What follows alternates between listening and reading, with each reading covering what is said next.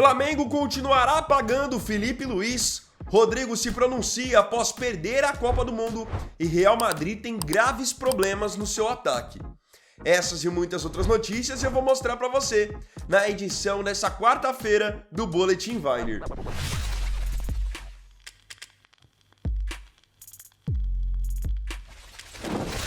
CR7 sofre lesão na coxa.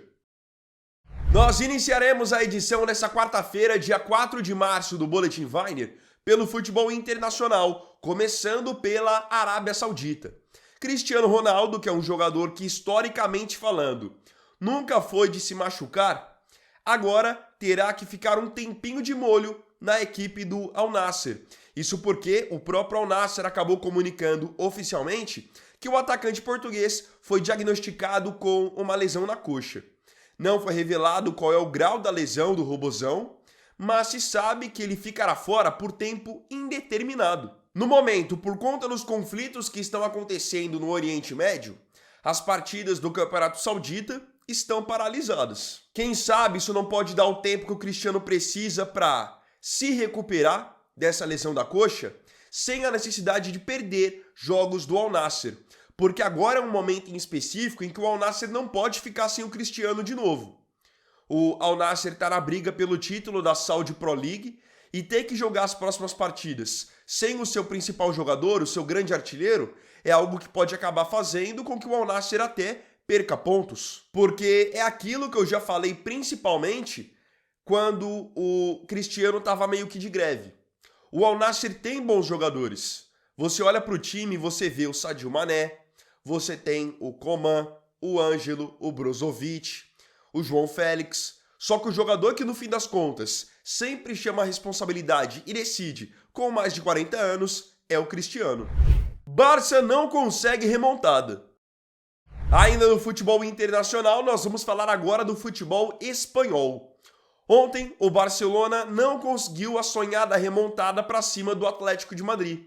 Na partida de ida da semifinal da Copa do Rei, o Atlético de Madrid havia goleado o Barcelona por 4-0. Ontem aconteceu o jogo da volta e o Barcelona não conseguiu reverter, mas foi por pouco. O Barcelona venceu o Atlético de Madrid por 3-0, com 2 gols de Bernal e 1 gol de Rafinha. E pelo volume de jogo que o Barcelona teve ao longo da partida, pelas defesas que exigiu do goleiro do Atlético, se o jogo tivesse acabado 4-0 ou 5-0, não seria absurdo, porque ontem o Barcelona jogou muita bola. Bom, no fim, o que conta é bola na rede, e nesse critério o Atlético de Madrid, mesmo sofrendo ontem, conseguiu a sua vaga para a final. O time do Diego Simeone aguarda agora o vencedor do duelo de hoje entre Real Sociedad e Athletic Bilbao. Lembrando que na partida de ida, a Real Sociedad venceu por 1-0. Pelo lado do Barcelona, apesar da eliminação, o time não foi criticado ou algo do tipo, muito pelo contrário.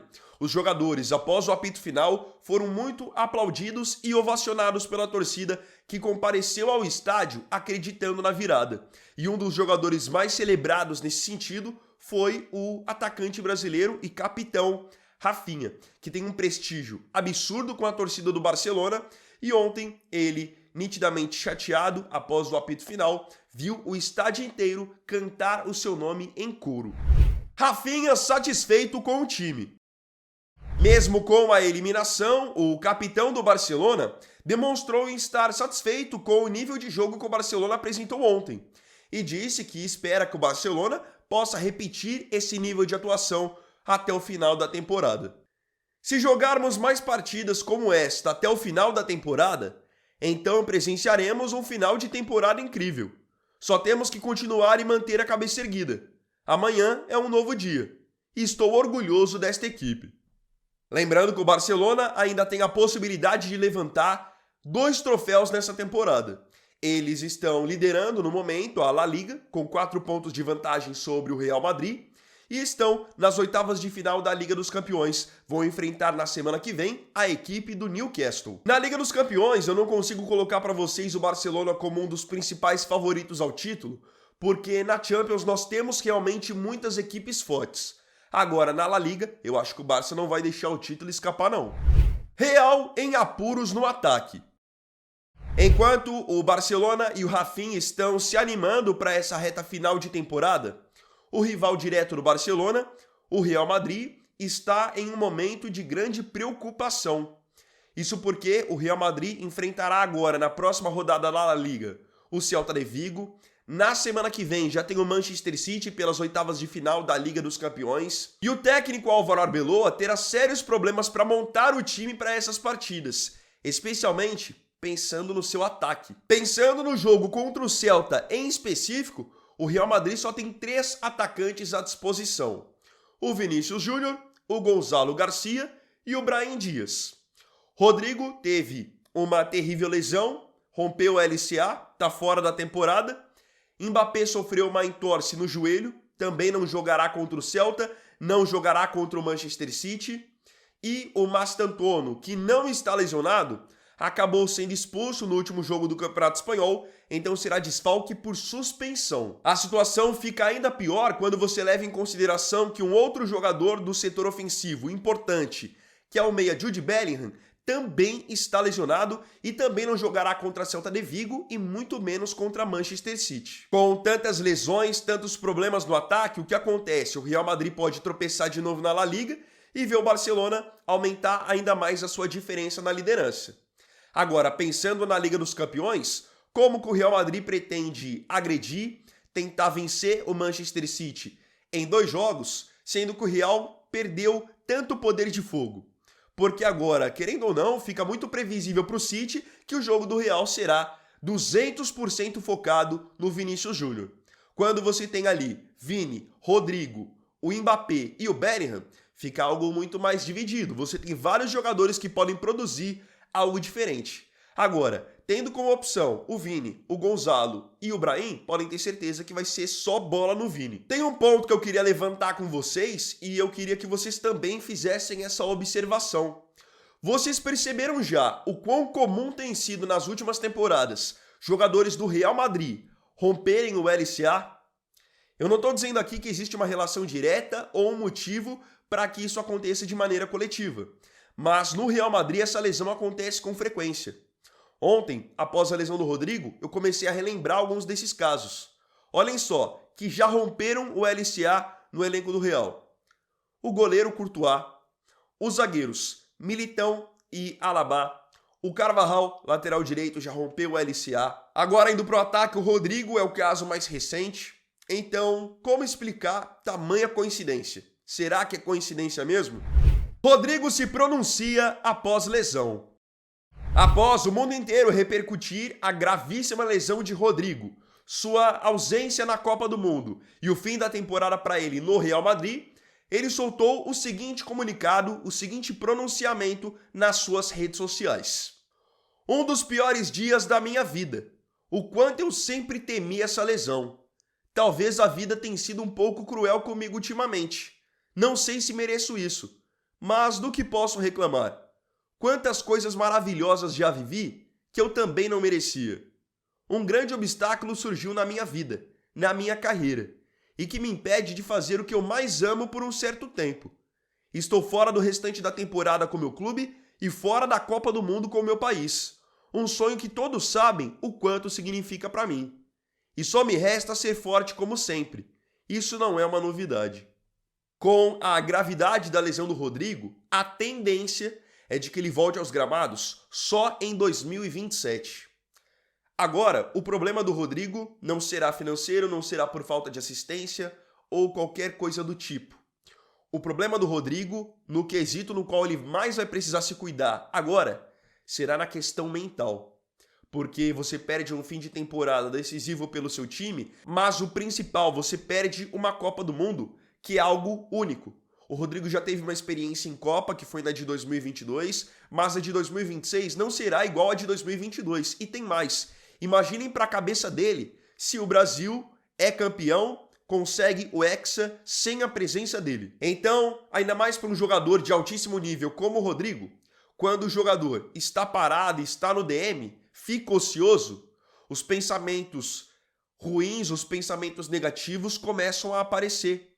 você começa a se colocar em dúvida, você pensa em muita coisa porque você está com muito tempo. É uma pena o que aconteceu com ele, tomara que ele consiga fazer uma boa recuperação, tenha uma boa cirurgia e quando ele voltar no ano que vem, que ele consiga voltar num nível bacana, já que a gente sabe que por muitas vezes a ruptura de LCA faz com que o jogador não consiga mais ser o mesmo. Tomara que ele consiga voltar no mesmo nível.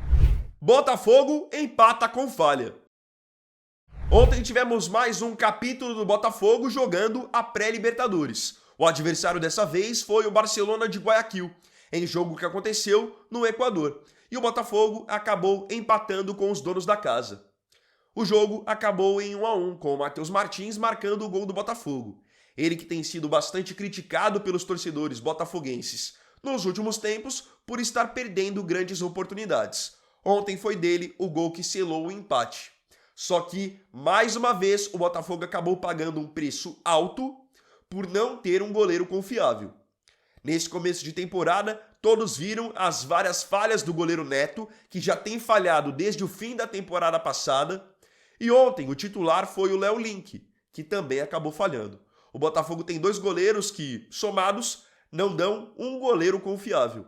Léo Link acabou falhando na saída de bola e o Barcelona acabou marcando o seu gol. Depois foi até legal que no final da partida os companheiros foram acolher o Léo Link, prestar apoio a ele, mas não dá para o Botafogo querer jogar uma temporada de 2026 e almejar estar num grupo de Libertadores, tentar sonhar com alguma coisa no Campeonato Brasileiro, se você não tem um goleiro minimamente confiável. Não dá para os goleiros falharem tanto quanto os do Botafogo têm falhado ultimamente. Giro pelo mercado. Vamos agora às últimas atualizações do mercado da bola, com muitas transferências confirmadas. Começando pelo Rio de Janeiro, o Vasco chegou a um acordo para ter o seu novo treinador. Após uma recusa inicial, o Vasco entrou em um acordo para contratar Renato Gaúcho. Num primeiro momento, o Renato não havia aceitado o convite do Vasco porque o Vasco queria pagar 1.200.000 de salário para ele. E ele queria mais. Agora, de acordo com o jornalista Lucas Pedrosa, o acordo foi fechado em 1.600.000 por mês. Ele já foi anunciado oficialmente com um contrato com o Gigante da Colina até o final do ano. Ainda no Rio, falando sobre o Fluminense contratou um novo zagueiro. Trata-se do uruguaio Julian Milan. Ele foi comprado do Nacional do Uruguai por 26 milhões de reais e assinou contrato por 4 temporadas. Milan não é a única novidade na equipe carioca. Chega também ao tricolor das Laranjeiras o atacante argentino Rodrigo Castilho. Mais um anúncio oficial. Ele foi comprado do Lanús da Argentina, que acabou de vencer a Recopa em cima do Flamengo por 52 milhões de reais. Contrato de 5 anos. Após fechar com o Milan e com o Castilho, o próximo alvo do Fluminense no mercado é o volante Alisson, da equipe do São Paulo, que não tem sido aproveitado nessa temporada. De acordo com o jornalista Vitor Lessa, o Fluminense está negociando nesse momento a contratação do Alisson por empréstimo. Indo para São Paulo, o Santos tem um reforço confirmado e, na minha opinião, é um reforço de peso.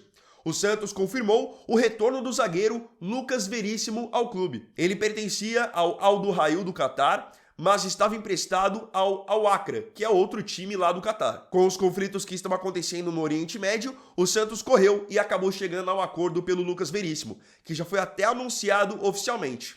Contrato de 3 anos, com opção de renovação por mais um, e está sendo comprado por 24 milhões de reais. Zagueiraço. Fechando o nosso giro pelo mercado, procurando por um goleiro reserva, o Corinthians abriu negociações para contratar o goleiro Neto, da equipe do Botafogo. A informação foi divulgada pelo jornalista Vene Casagrande.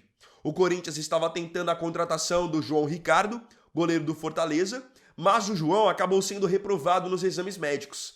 E agora, buscando por uma alternativa no mercado, o Corinthians tem interesse no Neto, numa contratação que aconteceria por empréstimo. Prontamente, essa possibilidade tem sido rejeitada e bastante criticada nas redes sociais por muitos corintianos, já que essas últimas impressões, os últimos meses do Neto no futebol brasileiro têm sido muito ruins, com muitas falhas em 2025 e em 2026 com a camisa do Botafogo. Contratação, para mim, sem sentido. Rodrigo Caio pede demissão. Ontem, o Felipe Luiz foi demitido pelo Flamengo. Foi demitido logo após a goleada por 8-0 sobre o Madureira. E eu tinha trazido na edição de ontem do Boletim Weiner que o Flamengo fez tudo isso de caso pensado. O BAP, o José Boto, porque na tarde da segunda-feira o Flamengo já tinha encaminhado a contratação do português Leonardo Jardim, ex-técnico do Cruzeiro. Então Felipe Luiz esteve na beira do campo contra o Madureira, demitido sem saber. E após a demissão do Felipe, agora quem pediu demissão foi o Rodrigo Caio, que trabalhava na comissão técnica do Felipe Luiz e era responsável por cuidar das bolas paradas defensivas e ofensivas da equipe. E especialmente os flamenguistas vão compreender perfeitamente o que eu vou falar agora. O Rodrigo Caio, ele teve um papel fundamental no sucesso do Flamengo na temporada passada. Quantos gols importantes o Flamengo não fez a partir de bola parada, em jogadas que foram ensaiadas pelo Rodrigo Caio. O próprio gol do título da Libertadores, do Danilo em cima do Palmeiras, foi jogada ensaiada do Rodrigo. Gols que o Flamengo fez no Intercontinental foram jogadas ensaiadas do Rodrigo. E agora, após ele ver o que o Flamengo fez com o Felipe Luiz, ele entendeu que o ciclo dele no clube também havia chegado ao fim e que ele deveria sair com o Felipe. Então foi e pediu demissão. É uma perda importantíssima para a comissão técnica do Flamengo. Ainda mais hoje em dia, você ter um profissional tão capacitado para cuidar da sua bola parada é algo que decide jogo, decide campeonato. Flamengo continuará pagando o Felipe. O Felipe Luiz foi demitido pelo Flamengo. Uma grande crocodilagem, na minha opinião, até por tudo que ele havia conquistado no ano passado. Um trabalho muito bom, muito sólido. E acreditem, o Felipe ele vai ficar agora livre no mercado, procurando por uma nova oportunidade, mas ele não vai ficar sem receber, muito pelo contrário. Ele vai continuar recebendo e vai continuar recebendo do próprio Flamengo. Segundo informação do jornalista Bruno Andrade na ESPN, o contrato que foi feito entre Felipe e Flamengo na sua renovação era um contrato que o garantia a possibilidade de continuar recebendo o salário, mesmo se ele fosse demitido. Então, o que acontece agora? Como ele tem contrato ainda até o fim de 2027, se ele continuar sem trabalhar até lá, o Flamengo terá que continuar arcando com o salário dele até o fim do vínculo. O Flamengo só vai parar de pagar os salários do Felipe se ele arrumar um novo time. Então, vamos supor que amanhã o Felipe Luiz é anunciado como novo técnico do Barra da Tijuca. Um exemplo. Se ele for anunciado como técnico do Barra da Tijuca, o Flamengo suspende os pagamentos. Agora, se ele ficar todo esse tempo livre, sem treinar nenhum time, o Flamengo vai ter que continuar pagando. O que isso significa no fim das contas? Que o Flamengo pode contratar o Leonardo Jardim e ao mesmo tempo que estiver arcando com o alto salário do Leonardo Jardim, vai ter que arcar também com o alto salário do Felipe. Isso é só para coroar a péssima decisão, a decisão precipitada tomada pela diretoria rubro-negra. Agora, eu queria saber de você aqui nos comentários a sua opinião sobre as notícias dessa edição do Boletim Weiner. Não se esqueça de comentar.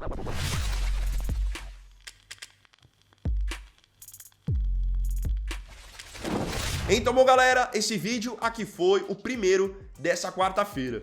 Eu agradeço profundamente a você aí pela companhia em mais um vídeo.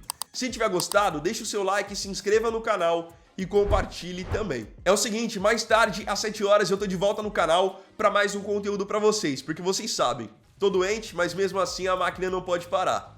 Quanto a esse vídeo, deixa o like, se inscreva no canal e tamo junto mais tarde para mais um vídeo. Fiquem com Deus. Vini Weiner aqui, valeu, falou e fui!